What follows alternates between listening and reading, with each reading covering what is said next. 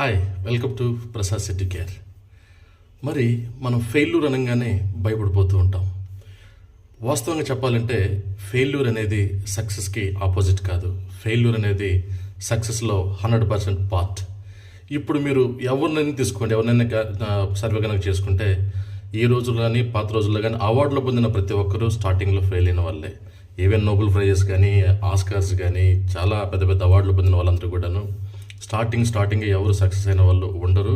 అలాంటి సక్సెస్ వచ్చినా కానీ ఓవర్ నైట్లో అది ఎక్కువ కాలం నిలబడదు.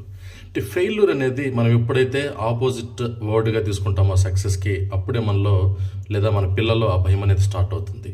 సో నేను ఇప్పుడు చెప్పబోయే మెసేజ్ ఏంటంటే, పిల్లల్లో ఫెయిల్యూర్స్ అనేవి సహజంగా ఎదురవుతూ ఉంటాయి. ఫెయిల్యూర్స్ అంటే ఏదో సబ్జెక్టులో ఫెయిల్ అవ్వడం కాదండి. వాట్ ఎవర్ ఇట్ ఈస్, ఎగ్జామ్స్లో మార్క్స్ కావచ్చు, లేదా కాంపిటేటివ్ ఫీల్డ్లో కావచ్చు, ఏదైనా కావచ్చు.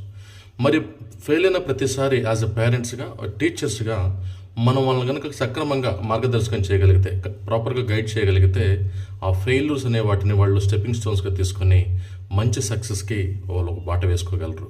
ఫెయిల్యూర్ అయిన ప్రతిసారి మనం దానికి రీజన్స్ మనం చెప్పకుండా దాన్ని సింపుల్గా మనం కనుక బ్లేమ్ చేస్తే వాళ్ళల్లో అసలు ఆ సక్సెస్ అవ్వడానికి ఏమేమి మనం లాస్ అయ్యామనే దాన్ని వాళ్ళు గుర్తించలేరు కూడాను.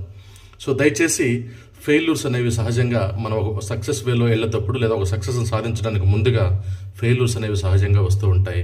ఎవరైతే ఎక్కువసార్లు ఫెయిల్ అవుతారో వాళ్ళు ఒక మంచి సక్సెస్ని ఖచ్చితంగా కొడతారనడంలో దెర్ ఇస్ నో డౌట్. అలాంటి ఎగ్జాంపుల్స్ మన ముందు చాలా ఉన్నాయి.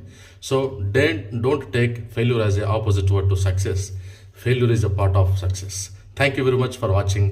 ఇలాంటి మంచి మెసేజ్లు మీ పిల్లల యొక్క ఎంకరేజ్మెంట్కి లేదా వాళ్ళని ఒక మంచి గైడ్ చేయడానికి ఇలాంటి మెసేజ్లు కావాలంటే మీరు ప్రసాద్ సిటీ కేర్ ఛానల్ని సబ్స్క్రైబ్ చేయండి. ఇంకా చాలామందికి షేర్ చేయడం ద్వారా ఓన్లీ ఎడ్యుకేషనల్ టిప్స్ మాత్రమే మీ స్క్రీన్ మీద వస్తాయి. Thank you so much.